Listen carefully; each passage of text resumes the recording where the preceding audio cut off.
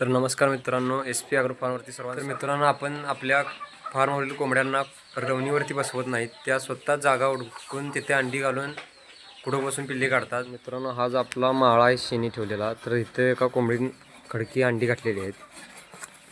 तर ती कोंबडी इथेच खुडूक बसते आणि स्वतः पिल्ली काढते. आपल्याला तिला झाकण्याची गरज नाही किंवा सोडण्याची गरज नाही. तिचं ती ज्या वेळेला भूक लागेल त्यावेळेला जाऊन खाऊन परत इथे येऊन बसते.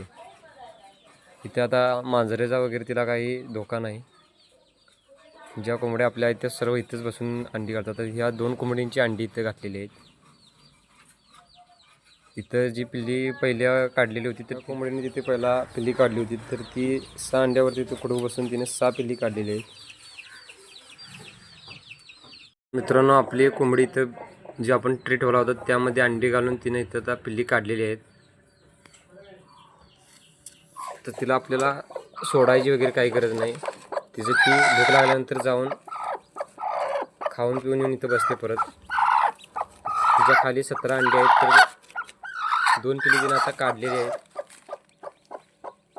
तर 17 पैकी 17 पिल्ली निघण्याची गॅरंटी आहे तिची.